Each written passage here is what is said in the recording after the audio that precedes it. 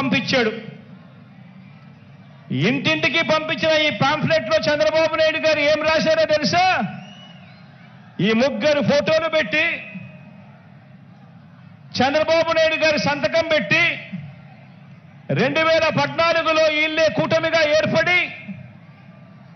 ఇంటింటికి పంపించిన ఈ పాంఫ్లెట్లో వీళ్ళు రాసిన మాటలు, రైతులకు రుణమాఫీ పైన మొదటి సంతకం చేస్తాను, డ్వాక్రా సంఘాల రుణాలన్నీ పూర్తిగా రద్దు చేస్తాము, మహిళల రక్షణకు ఉమెన్ ప్రొటెక్షన్ ఫోర్స్ ఏర్పాటు చేస్తాము, ఆడబిడ్డ పుట్టిన వెంటనే మహాలక్ష్మి పథకం కింద 25,000 రూపాయలు బ్యాంకు అకౌంట్లో డిపాజిట్ చేస్తాము, ఇంటింటికి ఒక ఉద్యోగం ఇవ్వలేకపోతే ఉపాధి